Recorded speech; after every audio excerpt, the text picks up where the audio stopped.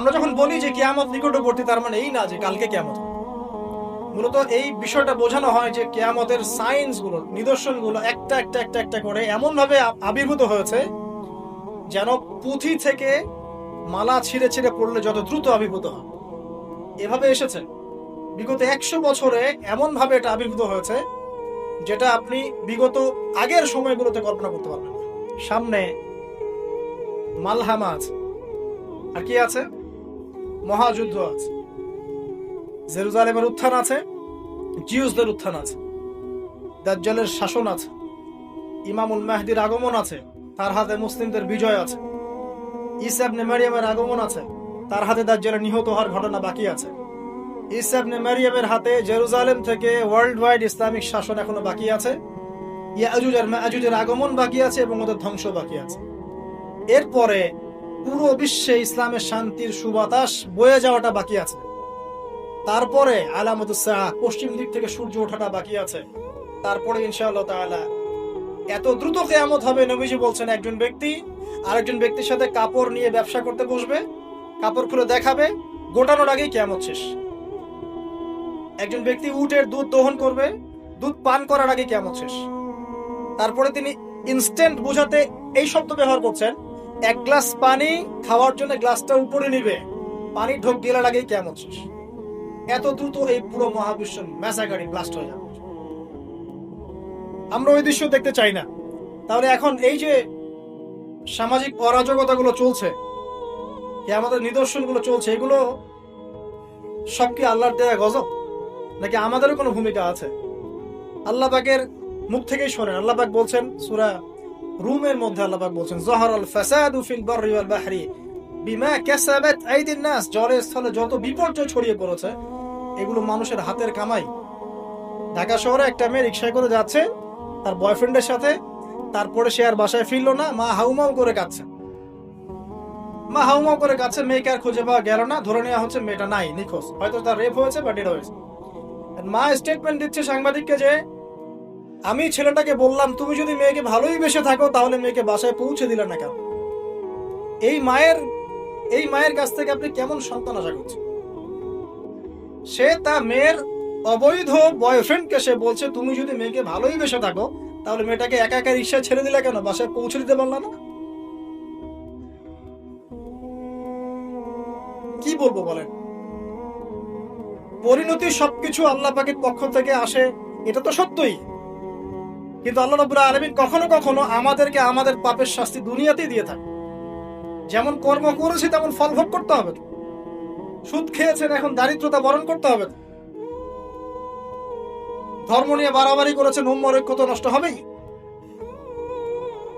আমি যখন দুর্নীতি করছি আমাকে একদিন ধরা পড়তেই হবে। আমি চুরি করেছি আমাকে তো পিটুনি খেতেই হবে। আমি ডাকাতি করছি আমাকে তো পিটুনি খেতেই হবে। আমি রেপ করেছি আমাকে শাস্তি পেতেই হবে। একটা মেয়ে কয়েকটা ছেলের সাথে অ্যাফেয়ার, কয়েকজন মিলে প্ল্যান করলো যে তাকে শিক্ষা দিবে, তাকে সারপ্রাইজ দেওয়ার কথা বলে একজন বয়ফ্রেন্ড তাকে ডেকে নিল, নির্মম ভাবে তাকে হত্যা, 3 জন মিলে লাশ ফেলে দিয়ে চলে গেছে। 3 জন মিলে করেছে না একাই করেছে সেটা প্রশাসন খুঁজে বের করবেন। আমরা অনলাইনে দেখছি যে মেয়েটা ডেড, এবং সেটা রংপুর এরিয়ার ঘটনা, ঢাকা শহরের কথা না। রংপুর তো অনেক দূরের জায়গা, ওটাকে আমরা গ্রামই মনে করি নাকি ঢাকার হিসাব। দেখেন কর্মের ফল নয় কি এগুলো? মদ খাচ্ছেন, দেদারছে, তাহলে আপনাকে তো সারা জীবন একটা ব্যাধি ভোগ করতেই হবে। আপনি তো ক্যান্সার হবেই, আপনার বড় বড় রোগ তো হবেই। আল্লাহর দিনকে বাদ দিয়ে আপনি অনৈতিক দর্শনের চর্চা করছেন, আপনাকে তো ফল ভোগ করতেই হবে। আল্লাহ পাক এটাই বলছেন যাহারুল ফাসাদু ফিল বাররি ওয়াল বাহরি, জলের স্থলে যত বিপর্যয় এগুলোর বেশিরভাগই মানুষের হাতের কামাই। পরিবেশ দূষিত করেছে আমরা, পুরো বিশ্বের পলিটিক্যাল সিস্টেম ধ্বংস করে দিয়েছে আমরা, ইকোনমিক সিস্টেমে সুদ দিয়ে দিয়েছে আমরা, ব্যক্তি জীবন থেকে দিনকে বিদায় করছি আমরা। আর দিনের কথা যারা বলছে টুকটাক টোটা ফোটা, এদেরকে আমরা বিভিন্ন সাম্প্রদায়িক ট্যাগ লাগিয়ে বয়কট করে দিয়েছি। যাও নাকে তেল দিয়ে ঘুমাও, দুনিয়াটা আমাদের, পরকাল তোমাদের, তোমরা পরকাল নিয়ে থাকো, দুনিয়া আমাদের। শুনে রাখো তোমরা, এই দুনিয়াও মুসলিমদের হতে যাচ্ছে অতি শীঘ্র ইনশাআল্লাহ। কত বছর এভাবে চলবে? 100, 200, 300, 400, 500, কিন্তু ইমামুল মাহদির আগমন সত্য। ঈসা ইবনে মারইয়ামের আগমন সত্য। ঈসা ইবনে মারইয়ামের হাতে সারা বিশ্বে সুশাসন কায়েম হবে, এটা ওই রকম সত্য যেমন সূর্য পূর্ব দিক থেকে ওঠে পশ্চিমে ডুবে যায়। আর এখন যা চলছে, সারা ওয়ার্ল্ড ওয়াইড যা চলছে, এটা এমনই মিথ্যা, এমনই মরীচিকার মতো মিথ্যা, যেমন ওই যে ইব্রাহিম আলাইহিস সালাম বলেছিলেন, তুমি যদি রব হয়ে থাকো সূর্যকে পশ্চিম দিক থেকে উদিত করে দেখাও। তোমরা একটা মিথ্যা সানরাইজ দেখাচ্ছ সারা বিশ্ব, এটা সানরাইজ নয়। সত্যিকারের সানরাইজ দেখাবেন ঈসা ইবনে মারইয়াম আলাইহিস সালাম ইনশাআল্লাহ। সামনেগুলো আছে, যখন দাসী তার মনিবকে জন্ম দিবে। দাসী কি মনিবকে জন্ম দিতে পারে? দাসী কাকে বলে? দাসী তো বোঝেন। দাসী কি তার মালিককে জন্ম দিতে পারে? ওলামায়ে কেরাম অনেক ব্যাখ্যা করেছেন। সবচেয়ে কমন যে ব্যাখ্যাটা করা হয়েছে সেটা হচ্ছে যে পিতা মাতার সাথে দাস দাসীর মতো আচরণ করা হবে।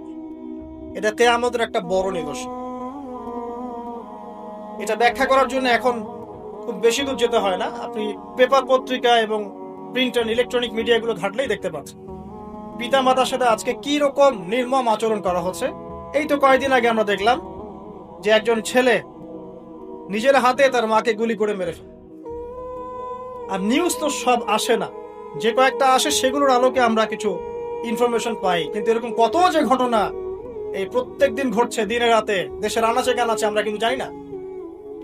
আমরা কয়েকটা ধর্ষণের খবর পাই, কিন্তু প্রত্যেক দিন যে কত মেয়ে ধর্ষিত হচ্ছে এগুলো খবর তো আমরা পাই না। তো পিতা মাতার সাথে দাস দাসীর মতো আচরণ করা হবে, এটা একটা ব্যাখ্যা। এখন দেখুন এই জামানায় এসে সম্পর্কের মূল্যগুলো যেন কমে গেছে। সম্পত্তির জন্য পিতা তার সন্তানকে বের করে দিচ্ছে, ত্যায্য করছে, আবার পুত্র পিতাকে হত্যা করছে, ছেলে মাকে হত্যা করছে, ভাই ভাইকে খুন করছে, বোন বোনে চুলাচুলি করছে, প্রতিবেশী প্রতিবেশী মারামারি কাটাকাটি করছে, নিজের ভাই বোন যুদ্ধে লিপ্ত হচ্ছে সম্পত্তির জন্য। এবং এই প্রতিটা বিষয়ে আলামত কিয়ামতের আলামত। একটা উত্তর আগে দিয়ে রাখি, এখানে যে 2টা আলামত বলা হয়েছে এর সাথে ওই 10টা আলামত ব্যতীত, আমাদের ওই যে 10টা বড় বড় আলামত, এগুলো ব্যতীত বাকি আলামতের বেশিরভাগই মিলে যায় এবং এটা চেইনের মতো মিলে যায়। এটা বোঝার জন্য আপনার ইন্টেলেকচুয়াল একটা নলেজ দরকার। ইনশাআল্লাহ আল্লাহ পাক সেটা আপনাকে দান করবেন ইনশাআল্লাহ, যদি আপনি ওপেন মাইন্ডেড হন, সংকীর্ণ মন না হন। দেখুন, সামাজিক মূল্যবোধটা ভেঙে গেছে, আত্মীয়তার সম্পর্কগুলো এখন আগের মতো নাই। ইভেন প্রতিবেশী কে সেটা খোঁজ নেওয়ার প্রয়োজনে মানুষ মনে করেন। সামান্য রিজনে আমরা একে অপরকে খুন করতে দ্বিধা করছি না, ছিনতাই করতে, চুরি করতে, ডাকাতি করতে। মানে সামাজিক সম্পর্ক যেগুলো ছিল, একটা হৃদ্যতা ভালোবাসার বন্ধন, এটা কিন্তু আর নাই। খুব ভালো করে খেয়াল করে দেখেন, সামাজিক হৃদ্যতার বন্ধনটা আগের মতো নাই। এমনকি যারা দিন বোঝে, দিন ইসলাম বোঝে, তাদের মধ্যেও সম্পর্কগুলো দেখেন, তাদের ভিতরেও সম্পর্কের দৈন্যতা আছে। মুখে যতই ঐক্যের কথা বলুক না কেন, ভিতরে দেখবেন হিংসা, বিদ্বেষ, গীবত, তহমত, সমালোচনার অসুস্থ সংস্কৃতি লালন করছে। সম্পর্কের সেই আগের হৃদ্যতা, মাধুর্যগুলো এখন আর পাওয়া যায় না। এখানে বোঝানো হচ্ছে দাসী তার মনিবকে জন্ম দিবে, স্পেশালি পিতা মাতার সাথে দাস দাসীর মতো আচরণ করা হবে। কত বড় বড় ডিগ্রিধারী মানুষের বাবা মা এখন বৃদ্ধাশ্রমে আছেন আপনি জানেন না, আমি জানি না। কেমব্রিজ, অক্সফোর্ড, হার্ভার্ড থেকে পড়ে এসেছে, এসে পিতা মাতাকে বৃদ্ধাশ্রমে দিয়েছে। যে পিতার হাত ধরে সে হাঁটা শিখেছে, শেষ বয়সে ওই পিতার লাঠি সে হতে পারে নাই। যে মা প্রসব বেদনা সহ্য করে তাকে জন্ম দিয়েছে, সেই মায়ের বুকে গুলি চালাতে এখন সন্তানের হাত কাঁপছে না।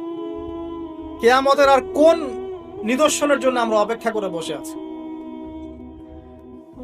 যাক, ওদিকে গেলে অনেক লম্বা হয়ে যাবে।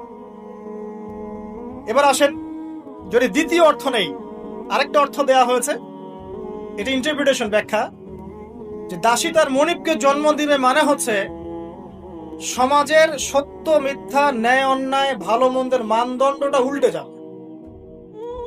এবং এই ব্যাখ্যাটা আমার কাছে খুব পছন্দনীয় ব্যাখ্যা। দাসী মনিবকে জন্ম দিবে মানে উল্টা জিনিস হচ্ছে না এখানে। তার মানে সমাজের যে ন্যায় অন্যায়ের মানদণ্ড আছে, হক বাতিলের মানদণ্ড, এটা উল্টে যাবে।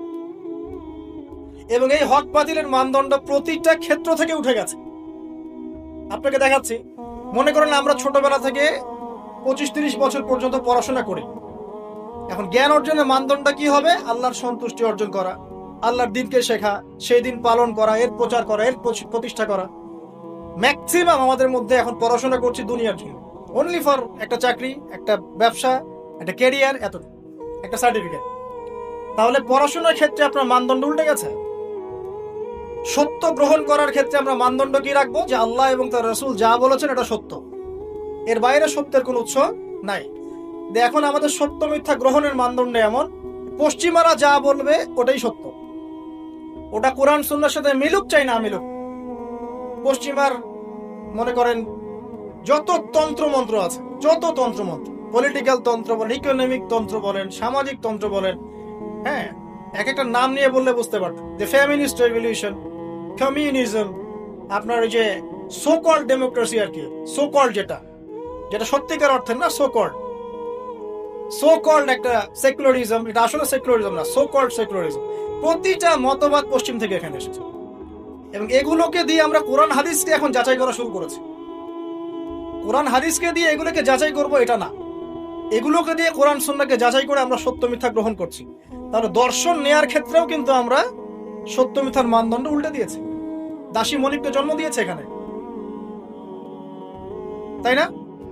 দিন প্রচার ক্ষেত্রে, দিনের ক্ষেত্রে মুসলিম যারা আছে, আমরা আমাদের মধ্যে মানদণ্ড থাকবে এমন যে আমরা উদারপন্থী হব, আমরা দিন নিজেরা পালন করব, সহজ করে দিব, মানুষ পালন করবে, দিনের দাওয়াতি কাজ হবে, প্রসার হবে, ঐক্যবদ্ধ প্ল্যাটফর্ম থাকবে। দেখবেন সব উল্টে গেছে।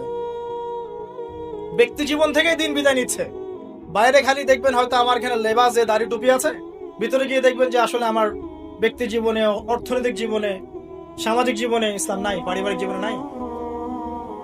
মানদণ্ড উঠে যাচ্ছে। দেখবেন ঐক্যের মানদণ্ডের জায়গায় বিভক্তির মানদণ্ড নিয়েছি। তারপরে অর্থনৈতিক জীবনে যান, এখানে দেখেন মানদণ্ড দেখেন, মানুষ এখন হালাল হারামের যার্রা পরিমাণ পরোয়া করে না। অল্প কিছু মানুষ বাদ দিয়ে এই সব কিছুর বাইরে কিছু মানুষ আছে যারা একটু ব্যাকডেটেড, সেকেলে, যারা একটু মৌলবাদী টাইপের, এরা একটু অন্যভাবে চিন্তা করে আর কি। ম্যাক্সিমামে হালাল হারামের কোনো বাছবিচার নাই, সমানে সুদ খাচ্ছে আর ঘুষ খাচ্ছে, দুর্নীতি করছে, টাকা আত্মসাৎ করছে, মানুষের সম্পদ লুট করে খাচ্ছে, জমি লুট করে খাচ্ছে। এটা যে একটা পাপ, এই বোধটুকু পর্যন্ত গায়েব হয়ে গেছে। আমানত নিয়ে একটা হাদিস পড়ছিলাম গতকাল রাতে, নবী সাল্লাল্লাহু আলাইহি ওয়াসাল্লাম বলছেন এমন যুগ আসবে যে আমানত এই কলিজা থেকে উঠিয়ে নেওয়া হবে, শুধু একটা নোক্তার মতো ফোঁটা বাকি থাকবে। তারপরে আবার সে ব্যক্তি ঘুমাবে, আমানত উঠিয়ে নেওয়া হবে, থাকবে একটা ফস্কার মতো। ফস্কার ভিতরে যেমন পানি আর পুষ ছাড়া কিছুই থাকে না, তেমনি আমানতের একটা খালি শেল থাকবে। মানুষ বলবে ওই লোক বড় আমানতদার, কিন্তু ওর মধ্যে যার্রা পরিমাণ আমানতদারিতা থাকবে না। তো মানদণ্ড দেখেন, অর্থনৈতিক জীবনে আমাদের মানদণ্ড আর আগের মতো নাই। আমরা এখানে হালাল হারামের পরোয়া খুব কম মানুষই করি। যারা বলে যে সুদ খাওয়া হারাম, ঘুষ খাওয়া হারাম, দুর্নীতি করা হারাম, ইত্যাদি ইত্যাদি, উত্তর দেয় এগুলো ছাড়া আবার এই যুগে চলা যায়? সুদ না খেয়ে আবার এই যুগে চলা যায়? মানে মায়ের সাথে জেনা না করে এই যুগে চলা যায়? মেয়েদেরকে ধর্ষণ না করে এই যুগে চলা যায়? মানে 1 দিরহাম সুদ খেলে 36টা মেয়েকে ধর্ষণ করা হয়, বুখারী হাদিস আছে। আর আল্লাহ পাক কোরআনে কি বলছেন? যে কোরআন মাথায় তুলে আমরা রেখে দেই সুন্দর করে পরিষ্কার করে একদম আলমিরার উপরে, সেখানে আল্লাহ পাক বলছেন সুদ ছেড়ে দাও, যদি না ছাড়ো তাহলে আল্লাহ এবং তার রাসূলের সাথে যুদ্ধের ঘোষণা শুনে না। মানুষ এখন বলছে আল্লাহ এবং তার রাসূলের সাথে যুদ্ধ না করে থাকা যায়? এখন অর্থনৈতিক জীবনে সত্য মিথ্যার কোনো মানদণ্ড নাই। টাকা উপার্জনের ক্ষেত্রে আমরা হালাল হারামের যার্রা পরিমাণ পরোয়া করছি না। দাড়ি টুপি রেখেও দেখবেন অনেক সময় আমরা এমন কিছু ব্যবসা শুরু করেছি যেখানে ধর্ম অনেক দূরের বিষয়। অনেকে ধরা পড়ছে এখন বিভিন্ন অভিযানে, প্রশাসনে দেখবেন দাড়ি টুপি পাগড়িওয়ালা। তো এরা কি ইসলাম বোঝে না? অন্যরা না হয় বোঝে না, এরাও কি ইসলাম বোঝে না? ধর্মকেও অনেক সময় ব্যবসা বানিয়েছি আমরা, ধর্মকেও অনেক সময় ব্যবসার হাতিয়ার বানিয়েছি আমরা। দেখবেন বহু এমন জায়গা আছে যেখানে ভণ্ডামি হচ্ছে, বেদাতি কাজকর্ম হচ্ছে, কুফরি হচ্ছে, শিরক হচ্ছে, মানুষ লক্ষ লক্ষ টাকা ঢালছে ওখানে গিয়ে, গরু দিচ্ছে, ছাগল দিচ্ছে, কি করছে না করছে আপনারা আরো ভালো জানেন। তো হালাল হারামের কোনো পরোয়া আমরা ইকোনমিক লাইফে করছি না। আর ইবলিস তো অনেক আগে দায়িত্ব ছেড়ে দিয়েছে, জানেন? ইবলিস অনেক আগেই দায়িত্ব ছেড়ে দিয়েছে। যখন সে এরকম চেলাপেলা তৈরি করে ফেলেছে, এখন সে রিল্যাক্সড। আরো সে বসে ওর যে কুরসি আছে সমুদ্রের উপরে, সমুদ্রে ওর কুরসি এবং আরশ আছে, এটা জানেন নাকি? হয়তো জানেন না। সমুদ্রের উপরে ইবলিসের কুরসি আছে, আরশ আছে। ওটা কুরসি না, সম্ভবত আরশই বলা হয়। ইবলিসের সিংহাসন আর কি সমুদ্রের উপরে আছে, এটা হাদিসে এসেছে। ও ওখানে রিল্যাক্সে বসে থাকে এখন, কারণ তার কাজ তো মানুষই করছে এখন, ওর দরকার নাই তো। এমন এমন ওয়েপেন্স তৈরি করেছে যেটা পৃথিবীতে একবার পড়লেই মানব জাতি ধ্বংস হয়। একটা নিউক্লিয়ার ওয়ার যদি হয় বিশ্বে, তাহলে দেখবেন বিশ্বের প্রায় 500 থেকে 600 কোটি মানুষ না খেয়ে মারা যাবে। এটা ওদেরই রিপোর্ট। এটা লাগিয়ে দেওয়ার জন্য তারা উস্কাচ্ছে। একবার ইউক্রেনকে উস্কায়, রাশিয়ার তো মানে এদেরকে তো ডিল করার কোনো প্রশ্নই ওঠে না। মানে মুসলিম যেখানে সেখানেই ডমিনেট কর। তো যারা এই জায়গায় আছে, সত্য মিথ্যা ন্যায় অন্যায়ের চূড়ান্ত মানদণ্ড যে আল্লাহর ওহী, এটা ওদেরকে কে বুঝাবে? সারা দিন আপনি এটা বলতে বলতে মাথা ঠোকরাতে মারাও যদি যান, তারা কি মেনে নিবে? সত্য মিথ্যা ন্যায় অন্যায় হক বাতিলের চূড়ান্ত মানদণ্ড হচ্ছে আল্লাহর ওহী, মানবে?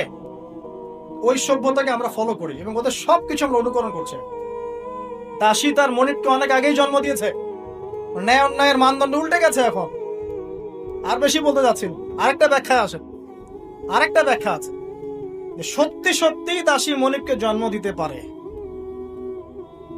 সত্যি সত্যি দাসী মনিবকে জন্ম দিতে পারে, যেটা এই 2020 সালে না আসলে, 22 সালে না আসলে আমরা বুঝতে পারতাম না। কিভাবে জন্ম দিতে পারে দেখাচ্ছে। নারী পুরুষের ফ্রি মিক্সিং চলছে সবখানে, যেখানে যাবেন সেখানে নারী পুরুষের ফ্রি মিক্সিং। যত ফ্রি মিক্সিং হয়েছে তত জেনা বেড়েছে, তত বেপরদামি বেড়েছে, তত বেশি রেপ হয়েছে, ধর্ষণ বাড়ছে।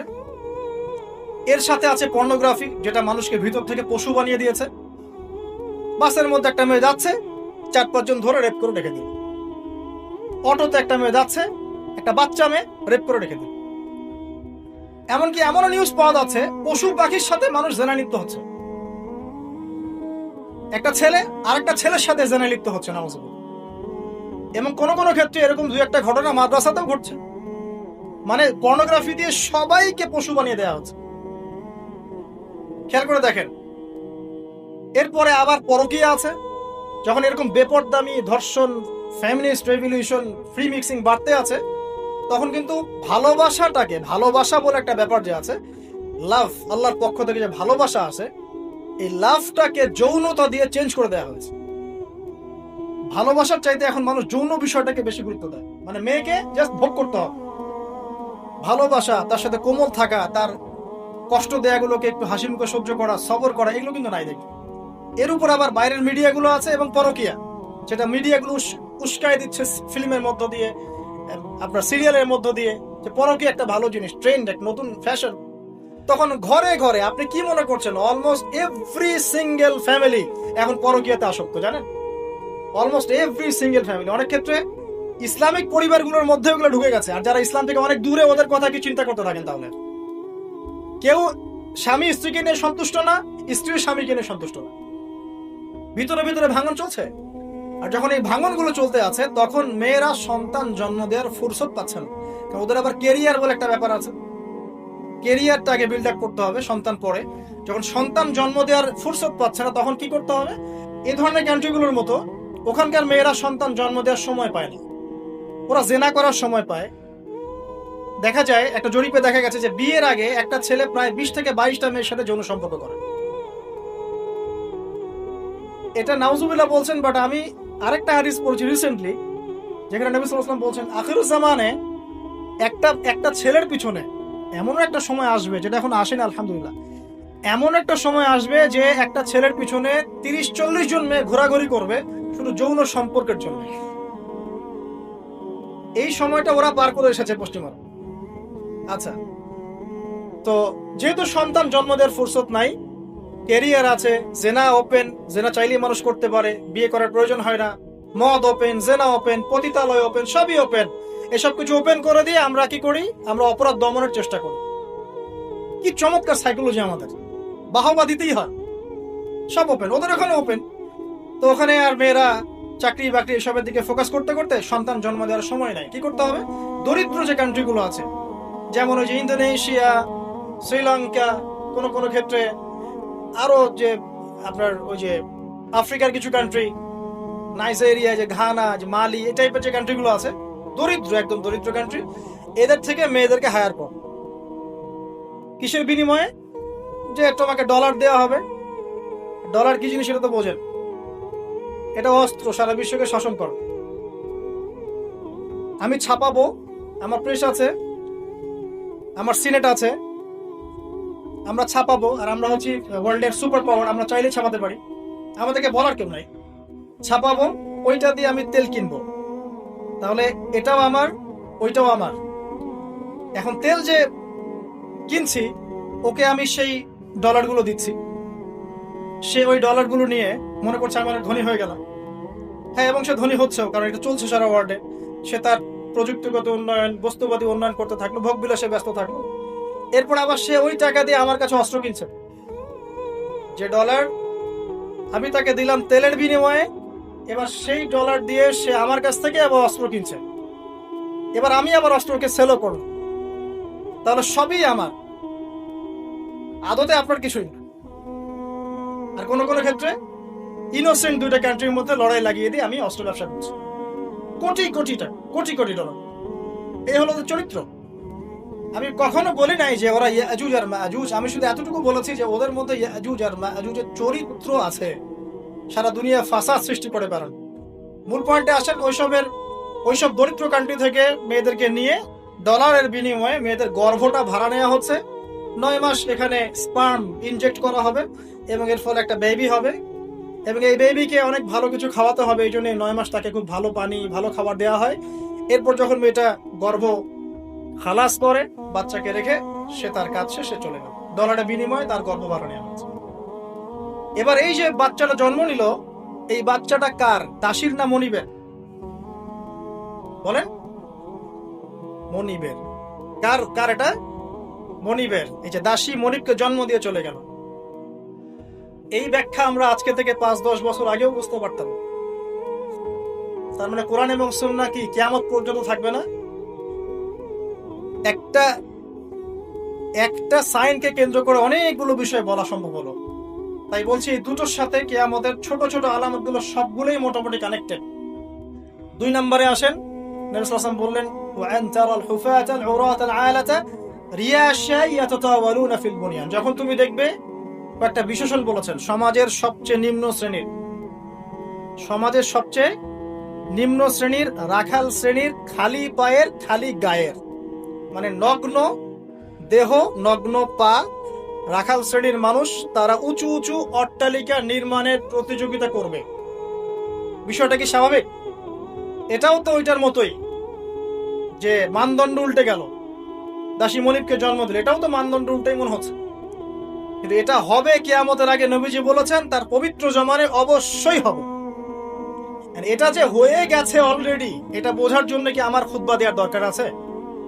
স্পেশালি আমরা যারা এই যে বড় বড় সিটিজ গুলোতে থেকে অভ্যস্ত, ঢাকায় থাকি, নিউ ইয়র্কে থাকি, হ্যাঁ, ব্রিটেনে থাকি, মেলবোর্নে থাকি, বড় বড় সিটিজ গুলো, দুবাইয়ে থাকি, তাদের কাছে কি এই বিষয়গুলো চোখে স্পষ্ট দেখা যায় না? এমন কোন হিস্ট্রি পড়েন না আপনি, এমন কোন সময় কি গিয়েছিল পৃথিবীর উপর যখন পুরো পৃথিবীর এই হাইলি কনস্ট্রাক্টেড বিল্ডিংস এর প্রতিযোগিতা ছিল? একটা সময় ছিল, সেটা হলো আদ এবং সামুদ জাতির সময়, যখন তারা নিজেদের মধ্যে এসব কনস্ট্রাকশন নির্মাণের প্রতিযোগিতা করত।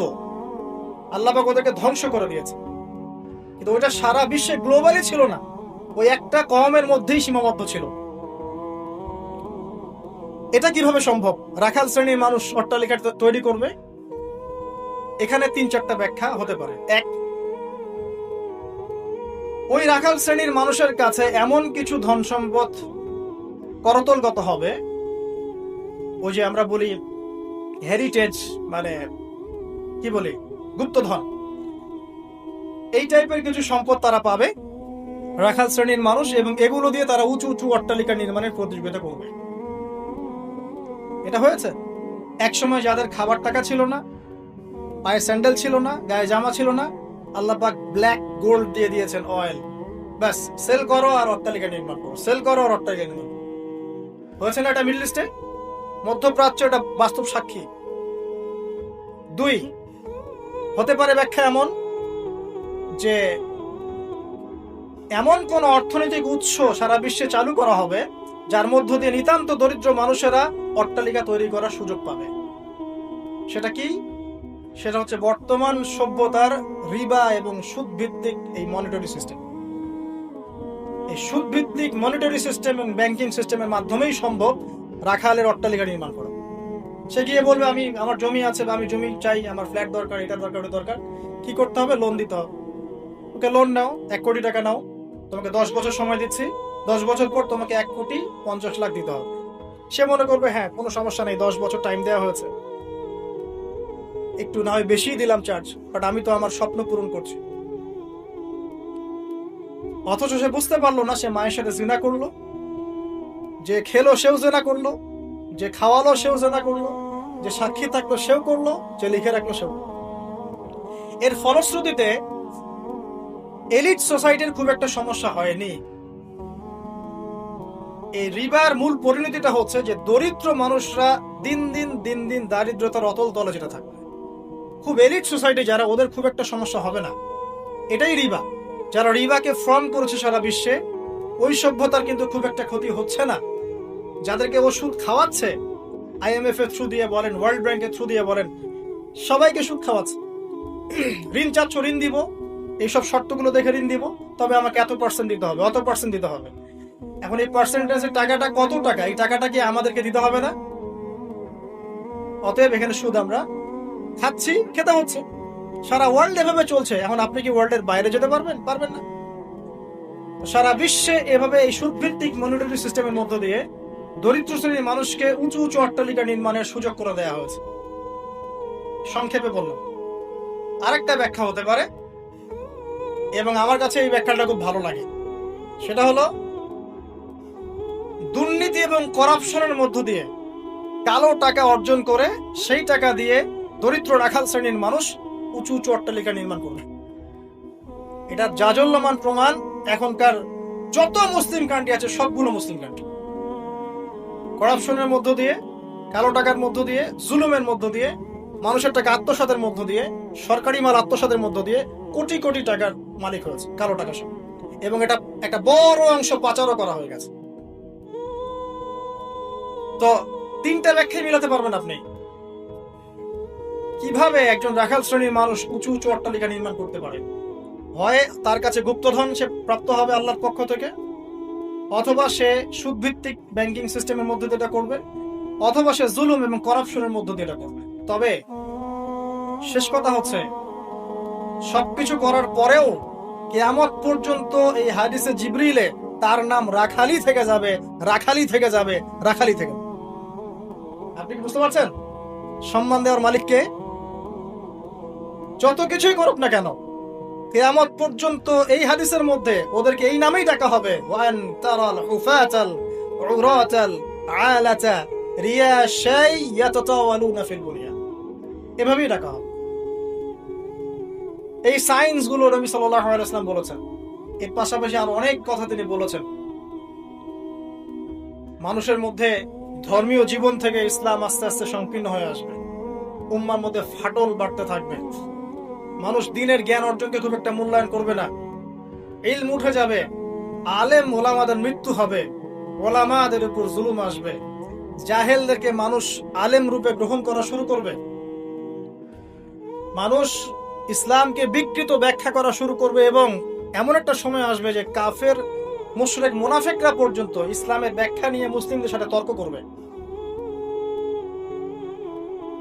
পারিবারিক বন্ধন ভাঙবে, বাবা মা সন্তান সন্ততি পারিবারিক বন্ধন ভাঙবে, প্রচুর জেনা বাড়বে এবং জেনাকে মানুষ হালাল মনে করবে, প্রচুর মাদক বাড়বে, মাদককে মানুষ হালাল মনে করবে,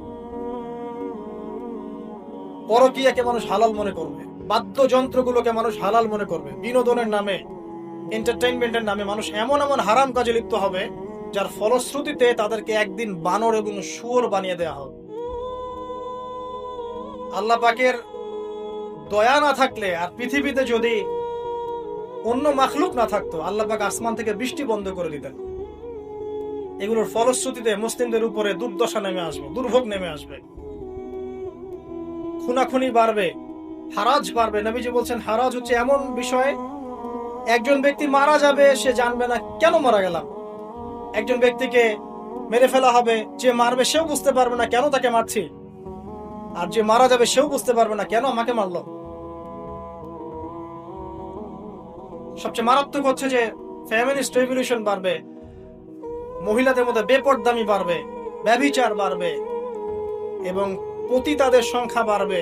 এটা ফ্রি হয়ে যাবে, মানুষ সবার উন্মুক্ত হয়ে যাবে, ইজি আপনার কাছে উন্মুক্ত হয়ে যাবে, মাদক ইজি উন্মুক্ত হয়ে যাবে, অশ্লীলতার প্রসার ঘটবে। তখন আল্লাহ রসুল বলছে সাল্লাল্লাহু আলাইহি ওয়াসাল্লাম, আল্লাহ পাকের পক্ষ থেকে ভূমি ধসের আযাব আসবে, ভূমি ধসের আযাব আসবে, জালজালা ভূমিকম্প আসবে এবং আকৃতি পরিবর্তনের আযাব আসবে, মানুষের আকৃতি পরিবর্তন হবে। তিনি বলছেন সময়গুলো এমন ভাবে যাবে যেন মানুষের কাছে মনে হবে যে গতকালটা আজকের চাইতে ভালো ছিল। মানুষের কাছে এমন মনে হবে গতকালটা আজকের চাইতে ভালো ছিল, গত বছর এই বছর হচ্ছে ভালো ছিল।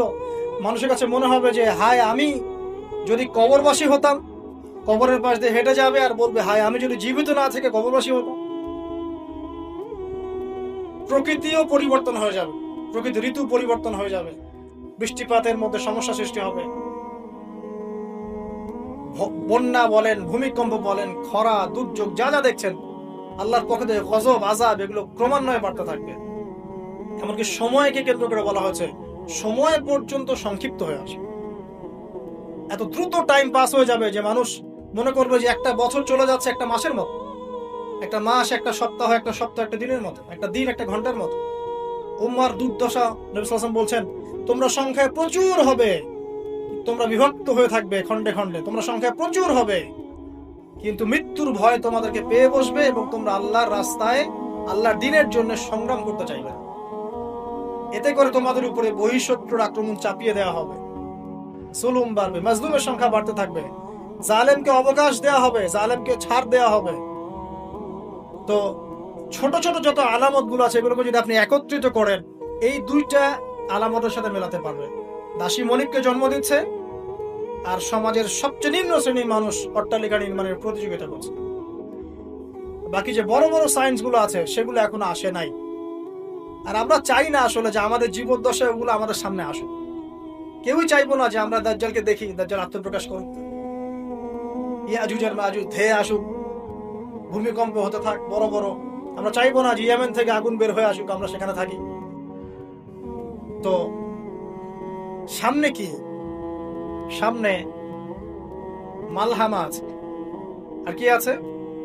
মহাযুদ্ধ আছে, জেরুজালেমের উত্থান আছে, জিউসদের উত্থান আছে, দাজ্জালের শাসন আছে, ইমামুল মাহদির আগমন আছে, তার হাতে মুসলিমদের বিজয় আছে, ঈসা ইবনে মারিয়ামের আগমন আছে, তার হাতে দাজ্জালের নিহত হওয়ার ঘটনা বাকি আছে, ঈসা ইবনে মারিয়ামের হাতে জেরুজালেম থেকে ওয়ার্ল্ড ওয়াইড ইসলামিক শাসন এখনো বাকি আছে, ইয়াজুজ আর মাজুজের আগমন বাকি আছে এবং ওদের ধ্বংস বাকি আছে। এরপরে পুরো বিশ্বে ইসলামের শান্তির সুবাতাস বয়ে যাওয়াটা বাকি আছে। তারপরে আলামতুস সাআহ, পশ্চিম দিক থেকে সূর্য ওঠাটা বাকি আছে। তারপরে ইনশাআল্লাহ তাআলা এত দ্রুত কিয়ামত হবে, নবীজি বলছেন একজন ব্যক্তি আরেকজন ব্যক্তির সাথে কাপড় নিয়ে ব্যবসা করতে বসবে, কাপড় খুলে দেখাবে, গোটানোর আগেই কিয়ামত শেষ। একজন ব্যক্তি উটের দুধ দহন করবে, দুধ পান করার আগে কিয়ামত শেষ। তারপরে তিনি ইনস্ট্যান্ট বোঝাতে এই শব্দ ব্যবহার করছেন, এক গ্লাস পানি খাওয়ার জন্য গ্লাসটা উপরে নিবে, পানি ঢোক গেলার আগেই কিয়ামত শেষ। এত দ্রুত এই পুরো মহাবিশ্ব মেসাগাড়ি ব্লাস্ট হয়ে যাবে। আমরা ওই দৃশ্য দেখতে চাই না। তাহলে এখন এই যে সামাজিক অরাজকতাগুলো চলছে, আমাদের নিদর্শনগুলো চলছে, এগুলো সব কি আল্লাহর দেয়া গজব, নাকি আমাদেরও কোনো ভূমিকা আছে? আল্লাহ পাকের মুখ থেকেই শোনেন। আল্লাহ পাক বলছেন সূরা রুমের মধ্যে, আল্লাহ পাক বলছেন যাহারাল ফাসাদু ফিল বাররি ওয়াল বাহরি বিমা কাসাবাত আইদিন নাস, জলে স্থলে যত বিপর্যয় ছড়িয়ে পড়েছে এগুলো মানুষের হাতের কামাই। ঢাকা শহরে একটা মেয়ে রিকশায় করে যাচ্ছে তার বয়ফ্রেন্ডের সাথে, তারপরে সে আর বাসায় ফিরলো না, মা হাউমাউ করে কাঁদছে। মা হাউমাউ করে কাছে, মেয়েকে আর খুঁজে পাওয়া গেল না, ধরে নেওয়া হচ্ছে মেয়েটা নাই, নিখোঁজ, হয়তো তার রেপ হয়েছে বা ডেড হয়েছে। মা স্টেটমেন্ট দিচ্ছে সাংবাদিককে যে আমি ছেলেটাকে বললাম তুমি যদি মেয়েকে ভালোই বেসে থাকো তাহলে মেয়েকে বাসায় পৌঁছে দিলে না কেন? এই মায়ের কাছ থেকে আপনি কেমন সন্তান আশা করছেন? সে তার মেয়ের অবৈধ বয়ফ্রেন্ডকে সে বলছে তুমি যদি মেয়েকে ভালোই বেসে থাকো তাহলে মেয়েটাকে একা একা রিক্সায় ছেড়ে দিলে কেন, বাসায় পৌঁছে দিতে পারলা না? কি বলবো বলেন? পরিণতি সবকিছু আল্লাহ পাকের পক্ষ থেকে আসে, এটা তো সত্যই, কিন্তু আল্লাহ রাব্বুল আলামিন কখনো কখনো আমাদেরকে আমাদের পাপের শাস্তি দুনিয়াতেই দিয়ে থাকে। যেমন কর্ম করেছি তেমন ফল ভোগ করতে হবে। সুদ খেয়েছেন, এখন দারিদ্রতা বরণ করতে হবে। ধর্ম নিয়ে বাড়াবাড়ি করেছেন, উম্মার ঐক্য তো নষ্ট হবেই। আমি যখন দুর্নীতি করছি আমাকে একদিন ধরা পড়তেই হবে। আমি চুরি করেছি আমাকে তো পিটুনি খেতেই হবে। আমি ডাকাতি করছি আমাকে তো পিটুনি খেতেই হবে। আমি রেপ করেছি আমাকে শাস্তি পেতেই হবে। একটা মেয়ে কয়েকটা ছেলের সাথে অ্যাফেয়ার, কয়েকজন মিলে প্ল্যান করলো যে তাকে শিক্ষা দিবে, তাকে সারপ্রাইজ দেওয়ার কথা বলে একজন বয়ফ্রেন্ড তাকে ডেকে নিল, নির্মম ভাবে তাকে হত্যা করল। 3 জন মিলে লাশ ফেলে দিয়ে চলে গেছে। 3 জন মিলে করেছে না একাই করেছে সেটা প্রশাসন খুঁজে বের করবেন। আমরা অনলাইনে দেখছি যে মেয়েটা ডেড, এবং সেটা রংপুর এরিয়ার ঘটনা, ঢাকা শহরের কথা না। রংপুর তো অনেক দূরের জায়গা, ওটাকে আমরা গ্রামই মনে করব নাকি ঢাকার হিসাব। দেখেন কর্মের ফল নয় কি এগুলো? মদ খাচ্ছেন দেদারসে, তাহলে আপনাকে তো সারা জীবন একটা ব্যাধি ভোগ করতেই হবে। আপনি তো ক্যান্সার হবেই, আপনার বড় বড় রোগ তো হবেই। আল্লাহর দিনকে বাদ দিয়ে আপনি অনৈতিক দর্শনের চর্চা করছেন, আপনাকে তো ফল ভোগ করতেই হবে। আল্লাহ পাক এটাই বলছেন, যহরুল ফাসাদু ফিল বাররি ওয়াল বাহরি, জলে স্থলে যত বিপর্যয় এগুলোর বেশিরভাগই মানুষের হাতের কামাই। পরিবেশ দূষিত করেছে আমরা, পুরো বিশ্বের পলিটিক্যাল সিস্টেম ধ্বংস করে দিয়েছে আমরা, ইকোনমিক সিস্টেমে সুদ দিয়ে দিয়েছে আমরা, ব্যক্তি জীবন থেকে দিনকে বিদায় করছে আমরা। আর দিনের কথা যারা বলছে টুকটাক টুটা ফোটা, এদেরকে আমরা বিভিন্ন সাম্প্রদায়িক ট্যাগ লাগিয়ে বয়কট করে দিয়েছি। যাও নাকে তেল দিয়ে ঘুমাও, দুনিয়াটা আমাদের, পরকাল তোমাদের, তোমরা পরকাল নিয়ে থাকো, দুনিয়া আমার। শুনে রাখো তোমরা, এই দুনিয়াও মুসলিমদের হতে যাচ্ছে অতি শীঘ্র ইনশাআল্লাহ। কত বছর এভাবে চলবে? 100, 200, 300, 400, 500, কিন্তু ইমামুল মাহদির আগমন সত্য, ঈসা ইবনে মারইয়ামের আগমন সত্য। ঈসা ইবনে মারইয়ামের হাতে সারা বিশ্বে সুশাসন কায়েম হবে, এটা ওই রকম সত্য যেমন সূর্য পূর্ব দিক থেকে ওঠে পশ্চিমে ডুবে যায়।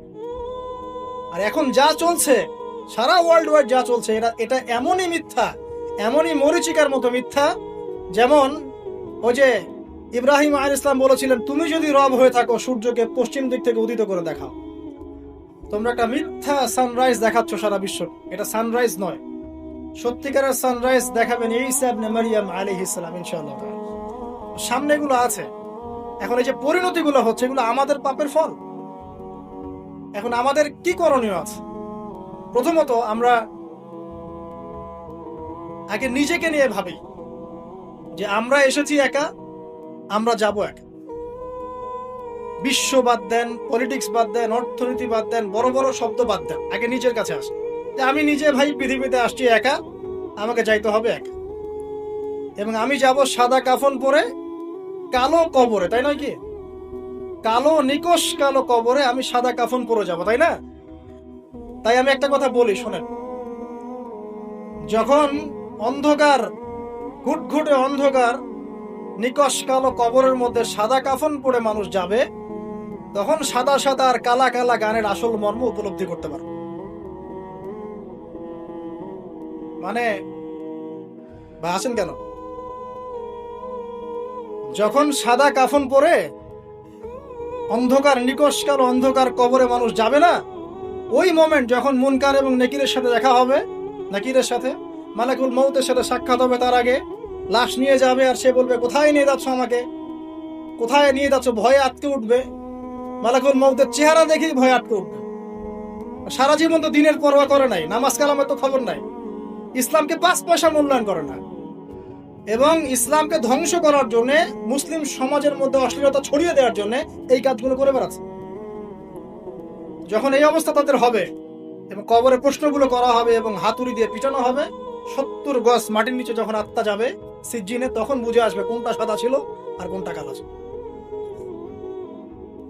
মানুষ মুসলিমদের, স্পেশালি যুবতী আমাদের ইয়াং টিনেজারদেরকে এমন ভাবে ইনফ্লুয়েন্স করা হচ্ছে এগুলো দিয়ে, মনে হচ্ছে পর্নই আসল জগৎ, মনে হচ্ছে এই মাদকই আসল জগৎ, এই সিগারেটটাই আসল, এই গান বাজনা মিউজিকই আসল, এই কনসার্টগুলোই আসল।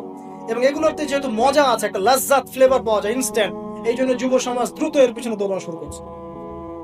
আর একটা যুবকদেরকে যখন আপনি, একটা জাতির যুবকদেরকে মেরুদণ্ড ভেঙে দিবেন, তখন এই জাতি কখনোই আপনার এগেন্স্টে দাঁড়াতে পারবে না। সুদূর প্রসারী নীল নকশা এটা, মুসলিম যুবকদেরকে আল্লাহর দিন থেকে সরিয়ে দেন। এদেরকে প্রমোট করার মিডিয়ার অভাব নাই, পত্রিকার অভাব নাই। তাহলে আপনি কি করবেন এখন? প্রথমত আপনি নিজেকে চিন্তা করতে হবে যে আমি মুসলিম, আগে আমাকে বাঁচতে হবে, এবং আমার ছেলে আমার মেয়ে এদেরকে আমি অন্তত এই পথে দিব না। যদি এদেরকে পড়ানোর কোনো প্রতিষ্ঠানই না পাই, নিজে প্রতিষ্ঠান করে ওকে পড়াবো ইনশাআল্লাহ। যদি সেটাও না পারি, আমার কাছে একা একা বসে শিখবে ইনশাআল্লাহ, কি সমস্যা? যদিও এটার পক্ষে আমি খুব স্ট্রং মত দেই না, আমাদেরকে চেঞ্জ করতে হবে সিচুয়েশন। যদি দেখেন কোনো অপশনই খোলা নাই, সবখানেই ফিতনা, সবখানেই ফাসাদ, কি করবেন? আপনার ছেলে মেয়েকে তো পড়াতে হবে। কতদিন আপনি আটকে রাখবেন সন্তানকে? যখন সে বাইরে যাবে দেখবে জেনা উন্মুক্ত, মেয়ের উন্মুক্ত, বেপরদামি উন্মুক্ত, পর্ন উন্মুক্ত, সব উন্মুক্ত, মাদক উন্মুক্ত। সৎসঙ্গ না থাকলে, ভালো প্যারেন্টিংস না থাকলে, আপনার ভালো পরিবেশ না থাকলে, ভালো সোসাইটি কমিউনিটি না করতে পারলে, আপনি আমি আমাদের সন্তানদেরকে বাঁচাতে পারবো না। ওরা ওদের দেহকে নষ্ট করবে না ঠিকই, কিন্তু ওদের আত্মাটাকে পুড়িয়ে ঝাঁঝরা করে ছেড়ে দিন, আত্মাটাকে কলুষিত করে শেষ করে দিন। আর সমাজের এই অসঙ্গতিগুলো যখন চলছে আর আমাদের আত্মা কাঁদে না, আমাদের খারাপ লাগে না, আমাদের পাপবোধ জাগ্রত হয় না, বুঝতে হবে ওই ঈমান আর আমাদের মধ্যে নাই যে ঈমান থাকলে এই পাপ দেখলে মানুষের খারাপ লাগা সৃষ্টি। একজন আলেম বলেছেন, যখন দেখবেন বাসায় কোরআনের উপর ধুলা পড়ে গেছে, তখন বুঝে নেবেন যে আপনার কলবেও ধুলা পড়েছে। কি করব? নিজে বাঁচার জন্য আগে নিজেকে চিন্তা করতে হবে যে আমি আখিরাতের বান্দা, দুনিয়াতে এসেছি মেহমানের মতো, আল্লাহ কিছু দায়িত্ব কর্তব্য দিয়েছেন, টাইম শেষ হবে, আল্লাহ পাক টাইম দিয়ে চলে যাবে। দুনিয়াতে কেউ চিরস্থায়ী হয়নি। যত বড় পরাশক্তি ছিল, ফেরাউন, নমরুদ, হামান, ফারুন, কেউ পৃথিবীতে চিরস্থায়ী হয় নাই। আজকের বিশ্বে যারা আছে বড় বড় পরাশক্তি, কেউ পৃথিবীতে চিরস্থায়ী হবে না। এগুলো শুধুমাত্র সময়ের ব্যাপার মাত্র, সময় চলে যাবে, এরাও শেষ, কেউ থাকবে না, না মুমিন, না কাফের, না মুশরিক, কেউ না। অতএব যারা এসেছি তারা চলে যাবে, এই ফিলিংসটা সবার আগে জরুরি। এই ফিলিংসটা আসলে পরে আমার প্রথম দায়িত্ব হচ্ছে ইলম অর্জন করা, তারপরে লক্ষ্য স্থির করা যে আমার জীবনে তো একটা লক্ষ্য আছে। এভারেজ লাইফ লিড করবে সবাই, 1999 জন মানুষ এভারেজ লাইফ লিড করে, খায় দায় ফুর্তি করে, স্ত্রী সহবাস করে, বাচ্চা পয়দা করে, শেষ ডেট, শেষ বয়সে ক্যান্সার, ডায়াবেটিস, মারা গেল। এটাই করতেই কি দুনিয়াতে এসেছি? দিন ইসলাম নিয়ে আমাদের কোনো স্বপ্ন নাই? যারা ইতিহাস পড়ে দেখেন, যারা যুগে যুগে ইসলামের অগ্রগামী ছিলেন, তারা কি আমাদের মতোই এভারেজ মুসলিম ছিলেন, নাকি এক্সট্রা অর্ডিনারি কিছু তারা করতেন? আর আমরা কি আমাদের উম্মার মধ্যে ছোটখাটো বিষয়গুলোকে নিয়েই পড়ে থাকবো? আর কতদিন আমরা এগুলো নিয়ে পড়ে থাকবো? আর কতদিন আমরা একে অপরের গীবত, তহমত, সমালোচনার, হাত বাঁধার, পায়ে পা লাগানো, আর আমি এসব নিয়ে পড়ে থাকবো? আর কতদিন পড়ে থাকলে আপনাদের শান্তি হবে? আমাদেরকে বলে দেন, তাও শান্তি পান, তারপরে আমাদেরকে দিনের জন্য কিছু করতে দেন, যুব সমাজকে করতে দেন, যারা এখন করতে চায় আগ্রহী, ওদেরকে কোন রাস্তা দেখান।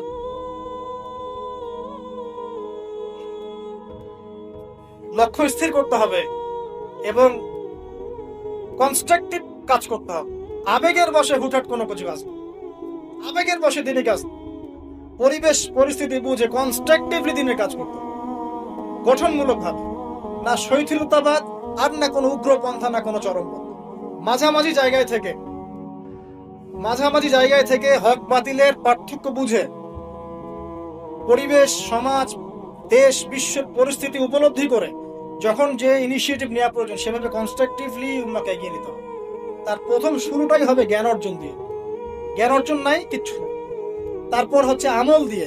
জ্ঞান আছে, এবার আমল করতে হবে। যারা আমল করে না, প্র্যাকটিসিং মুসলিম না, এদের দ্বারা আল্লাহর উম্মার খেদমত নিবেন না। তাহলে বড় বড় কথা বলতে হবে না, আমল করে দেখাতে হবে। ইকোনমিক লাইফে হালাল হারাম বেঁচে চলতে হবে। পারিবারিক লাইফে নিজের স্ত্রী সন্তানদেরকে ইসলামিক এনভায়রনমেন্টে রাখতে হবে, পরিবেশ তৈরি করতে হবে। আমি যদি আমার পরিবারের মধ্যে দিনকে প্রতিষ্ঠা করতে না পারি, তাহলে কিভাবে আমি আমার উম্মার মধ্যে দিনকে নিয়ে চিন্তা করবো, প্রতিষ্ঠা করবো? হ্যাঁ, এটা হতে পারে। ইব্রাহিম আলাইহিস সালামের বাবা ইসলাম কবুল করেন না, এটা হতে পারে।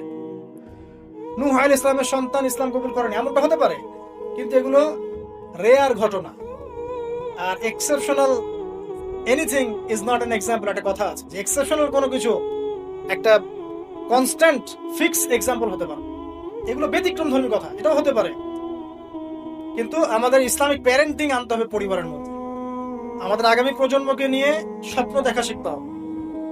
আগামী প্রজন্মকে কিভাবে মানুষ করবো, কি পড়াবো, কি খাওয়াবো, কোন এনভায়রনমেন্টে বড় করব। এমন ভাবে পরিস্থিতি পরিবর্তন হচ্ছে, খারাপের দিকে যাচ্ছে।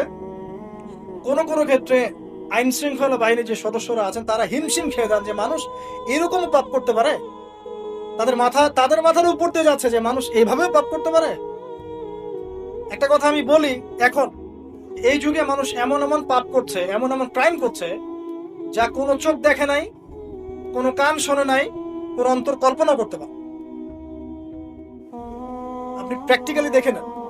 এনভায়রনমেন্টটা চেঞ্জ করতে হলে আমাদেরকে পারিবারিক ভাবেই চেঞ্জ করতে হবে, সোশ্যালি চেঞ্জ করতে হবে। কমিউনিটি দরকার।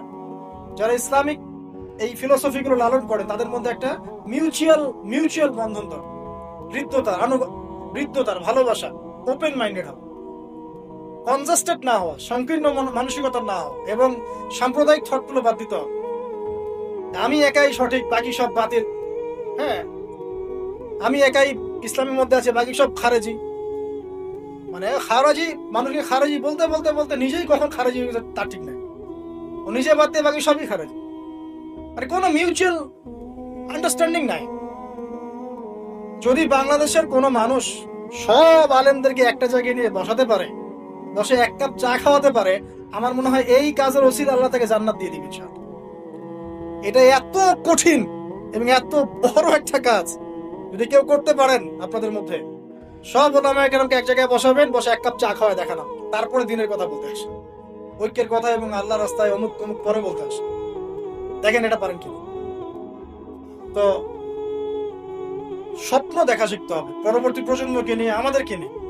আর লম্বা করছেন, ইকোনমিক লাইফটাকে হালাল হারামে মেনে চলতে হবে।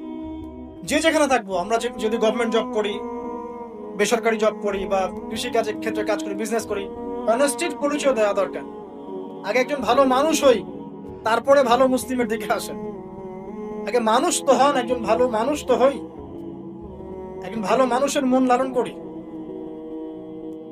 এরপরে ইনশাআল্লাহ তাআলা দিনের যে জ্ঞান আপনি অর্জন করেছেন, আমল করেছেন, আপনি এখন পরিবার করেছেন, আলহামদুলিল্লাহ হালাল হারাম মেনে চলছেন, ইসলামের দাওয়াত আপনি প্রচার করতে শুরু, এবং সেটা মধ্যম পন্থায়, উগ্র পন্থায় না, শৈথিলতা বা প্রদূষণ করেও না। পলিটিক্যালি যারা আছে তাদের সাথে কোনো কনফ্লিক্টে যাবেন না, মানে রাষ্ট্রবিরোধী কোনো বিদ্রোহের দিকে কখনো যাবেন, এতে কোনো কল্যাণ দেখা যায় না। যারা এই কথাগুলো বলে শুনতে খুব চটকদার মনে হয়, কিন্তু বাস্তবতা এমন নয়। বরং এতে রাষ্ট্রের ক্ষতি, জাতির ক্ষতি, উম্মার ক্ষতি হয়। যতটুকু কাজ করার ফ্রি একটা অ্যাক্সেস আছে, এটাও দেখবেন কনজাস্টেড হয়ে বন্ধ হয়ে পড়ে গেছে। অতএব এইসব উদ্ধট ফিলোসফির দিকে যাওয়ার প্রয়োজন নাই। বরং যারাই থাক, উত্তম নসিহত করেন, ভালো নসিহত করেন, ভুল হলে সংশোধন করে দেন গঠনমূলক ভাবে। এরপরেও যদি না কথা শুনে, আলহামদুলিল্লাহ ছেড়ে দেন। খালি উপদেশ দেন, আপনি উপদেশ দাতা, আপনি তাদের প্রতি দারোগা নন। যার যার কর্মফল শেষে ভোগ করবে। আল্লাহ পাক বলছে, বলে নুযীকান্নাহুম মিনাল আযাবিল আদনা দুনা আযাবিল আকবার।